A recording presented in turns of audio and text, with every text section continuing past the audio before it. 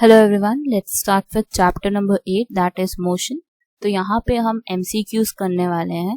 सो start करते हैं first MCQ से, that is a particle is moving in a circular path of radius R. एक particle है जो सर्कुलर पाथ पे मूव कर रहा है और उसका रेडियस कितना है, आर। अब उन्होंने बोला कि displacement after half a circle, मतलब मान लो this is the initial point, मतलब यहाँ से उसने स्टार्ट किया और वो हाफ द सर्कल गया है, मतलब ये यहां से लेकर ए से लेकर बी तक उसने मूवमेंट की है। अब वो हमसे ये जानना चाहते हैं, वो हमसे डिस्टेंस नहीं जानना चाहते, वो हमसे जानना चाहते हैं डिस्प्लेसमेंट क्या होगा। और डिस्प्लेसमेंट क्या होता है, सबसे शॉर्टेस्ट डिस्टेंस। तो ए और बी में शॉर्टेस्ट डिस्टेंस क्या बन रहा है, straight line between A and B. और हमारा यहाँ पे ये क्या है, डायमीटर ऑफ अ सर्कल। तो डायमीटर क्या होगा यहाँ का, twice of radius, so it will be 2r। So the displacement after half a circle is 2r। Question number 2 is a body is thrown vertically upward with velocity u, the greatest height h to which it will rise is। तो हमें निकालनी है height. तो height का एक formula होता है जब वेलोसिटी और g पे डिपेंडेंट होती है, सो it is u square over 2g, that is formula B. Let's move on to the next one. Next one is third one, the numerical ratio of displacement to distance for a moving object is। तो यहाँ पे आपसे पूछा जा रहा है numerical ratio of displacement and distance। अब अगर आपको पता हो तो displacement होता क्या, displacement is the shortest distance। तो शॉर्टेस्ट डिस्टेंस है और इन दोनों का आपस में हमें रिलेशन निकालना है। तो पॉसिबिलिटीज दो होती हैं, या तो डिस्प्लेसमेंट कभी कभार डिस्टेंस के इक्वल होता है, या तो डिस्टेंस हमेशा ही डिस्प्लेसमेंट से बड़ा होता है। दो पॉसिबिलिटीज बन सकती हैं बस। तो इस केस में क्या वो इक्वल होंगे, क्या लेस देन होंगे, तो देखते हैं। अगर डिस्प्लेसमेंट और डिस्टेंस कभी कभार इक्वल हो सकते हैं, और अगर डिस्प्लेसमेंट और डिस्टेंस का अगर आप रेशियो ले रहे हो, मान लो कि आपके पास डिस्प्लेसमेंट 1 है और डिस्टेंस 2 मीटर है, तो ये पॉसिबिलिटी है कि डिस्टेंस हमारा बड़ा हो सकता है than displacement. So the numerical value will be 0.5। So in this case this clears that कि डिस्प्लेसमेंट ओवर डिस्टेंस इक्वल हो सकता है या लेस देन 1 हो सकता है हमेशा। Let's move on to question number 4. Question number 4 is, if the displacement of an object is proportional to square of time, displacement of an object is proportional to t square, then the object moves with distance है और time square है। तो velocity जो होती है वो क्या होती है, distance per second। velocity is distance per second। तो हमारा जो फर्स्ट वैल्यू है वो तो कैंसिल हो गई कि वेलोसिटी तो नहीं हो सकता। स्क्वायर ऑफ टाइम किस में दिखता है आपको, एक्सेलरेशन में दिखता है, और प्रोपोर्शनल है, मतलब जैसे जैसे डिस्टेंस बढ़ाओगे वैसे वैसे एक्सेलरेशन भी, सॉरी टाइम भी आपका बढ़ेगा। तो इसका मतलब दिस इज यूनिफॉर्म एक्सेलरेशन, क्योंकि टाइम के साथ वो प्रोपोर्शनल है। So right option is B part. Let's move to fifth one. As you can see, there is a graph here, VT graph, velocity time graph. It can infer that the object is in uniform motion, at rest, in non-uniform motion, or D part is moving with acceleration. So this is uniform motion. क्यों uniform motion है ये, क्योंकि time तो बढ़ रहा है और velocity constant रह रही है, तो इसलिए this is uniform motion की velocity कांस्टेंट है और टाइम हमारा इंक्रीज हो रहा है, टाइम इंक्रीज हो रहा है और मूवमेंट है, that means it is uniform motion. Let's move on to the sixth part. It says suppose a boy is enjoying a ride on a merry go round which is moving with a constant speed of 10 metre पर second. It implies that the boy is at rest. अब सबसे पहले उन्होंने information देखो कि क्या क्या दी हुई है। Merry go round is a circular trip, जो झूला होता है एक तरीके से, which is moving with a constant speed of 10 metre पर सेकेंड। उन्होंने इंफॉर्मेशन दी है कि 10 मीटर पर सेकेंड से मूव कर रहा है वो। तो बॉय क्या रेस्ट पे है या moving with no acceleration, in accelerated motion और मूविंग विद यूनिफॉर्म वेलोसिटी। अब ये सर्कुलर राउंड है। सर्कुलर राउंड क्या होती है हमारी, सर्कुलर मोशन शो करती है।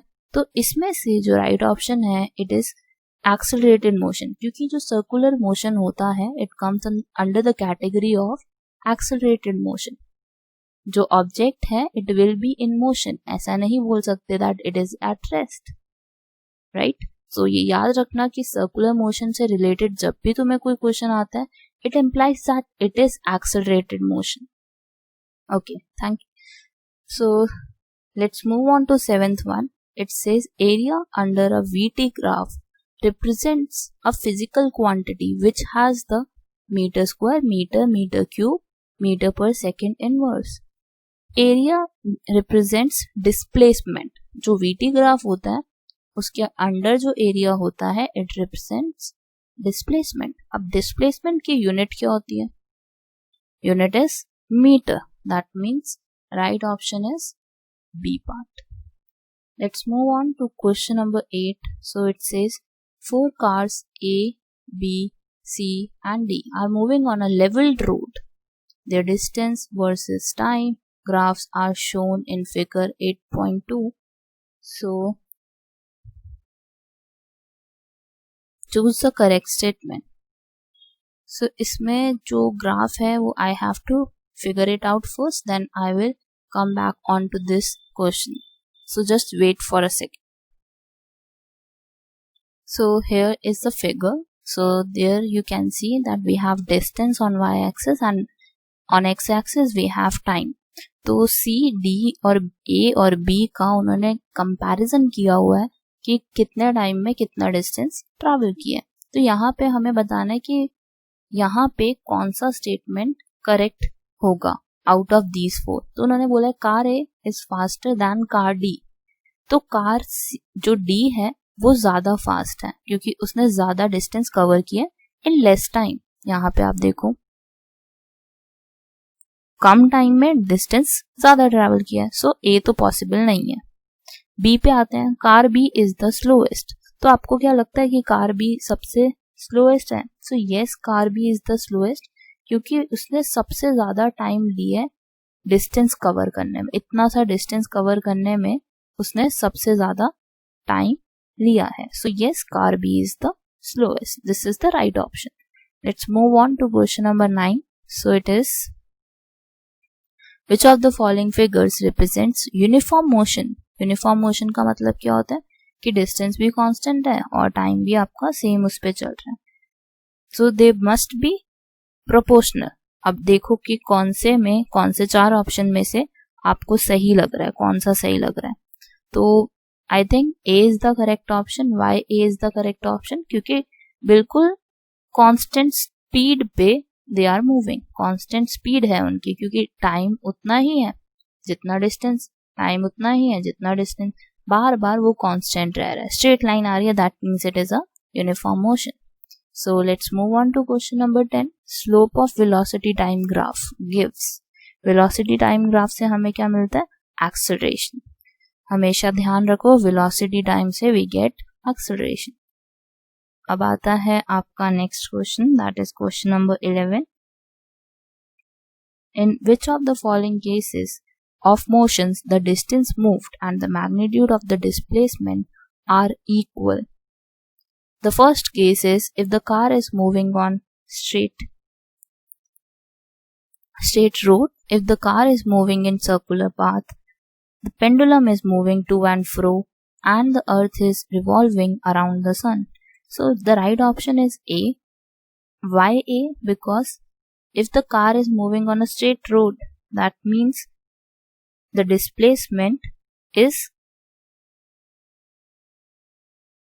equal to distance. एक ऐसा ही केस है सिर्फ जिसमें हमारा जो डिस्प्लेसमेंट है और डिस्टेंस है वो इक्वल रहेंगे, क्योंकि अगर कार मूव कर रही है ऑन अ स्ट्रेट रोड तो वो उस पोजीशन पे वापस तो आएगी नहीं। मान लो ये पॉइंट था, ए से स्टार्ट किया और बी पे गए वो, तो डिस्टेंस भी वही रहेगा और डिस्प्लेसमेंट भी वही रहेगा क्योंकि वो उस पोजीशन पे वापस तो आ नहीं रहे हैं। अगर वापस आ रहे होते तो डिस्प्लेसमेंट 0 हो जाता। नेक्स्ट है आपसे पूछा गया है if the car is moving in circular path. अब सर्कुलर पाथ में तो डिस्प्लेसमेंट हमारा 0 भी हो सकता है। कैसे कि अगर मैं बोलूं कि एक टर्न लिया इसने पूरा, अब ये उसी पोजीशन पे वापस आया तो इसका मतलब इसका डिस्प्लेसमेंट तो 0 हो गया, शॉर्टेस्ट डिस्टेंस 0 हो गई। पेंडुलम के लिए भी यही होता है कि वो टू एंड फ्रो मूव करते हैं तो इस वजह से उसका जो डिस्टेंस और डिस्प्लेसमेंट 0 हो सकते हैं या लेस देन हो सकते हैं। डी पार्ट में the earth is revolving around the sun, तो वो भी सर्कुलर पाथ ही होता है, तो उसमें भी आपका डिस्टेंस और डिस्प्लेसमेंट 0 हो सकते हैं और displacement can be less than the distance. So therefore A is the right option out of 4 pointers. Thank you for watching this. Please like, share and subscribe to our channel. Thank you.